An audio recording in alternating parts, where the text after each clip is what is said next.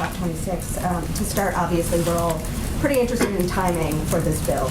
And the president said yesterday in his WKRC interview that Americans could see some of the funds go out, quote, literally in a matter of weeks.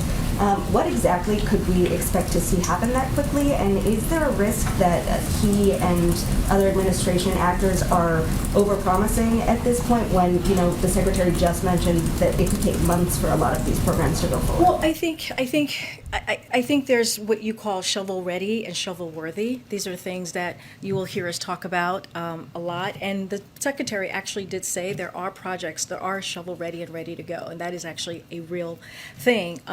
One of the things that the president talked about last night, he identified like the Brent Spence Bridge as a major example of a project he expects to get funding. Right? The deal will also help transit expansion projects, including Valley Metro Northwest Phase 2 extension in Phoenix, Arizona, and Met Council Gold Line extension in St. Paul, Minnesota. So, you know, we're going to be working to pinpoint areas of the greatest need where these investments will make the big differences in the daily lives of families and create jobs. So we'll have more to share in the near future, but there are projects that are ready to go, and we're going to identify that, and we'll have more to share as the days come. And then following up actually on Trevor's comments on oversight, you all have talked about how important preventing waste and fraud and abuse are to the president.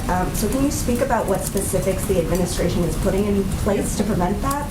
And how involved will the president be? Is he looking at deputizing like a similar role to the COVID czar, or potentially doing what President Obama did with him and having the vice president oversee implementation, or any of those things on the Yeah, those are all great questions.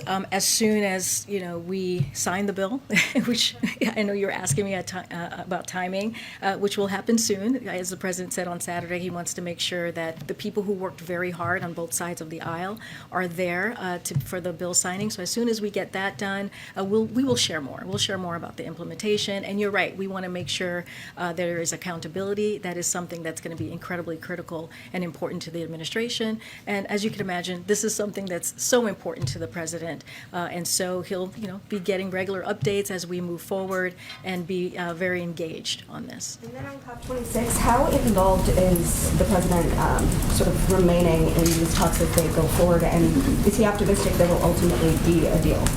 Well, I'll say this. The president is definitely very engaged. We have White House officials who are there currently at COP26.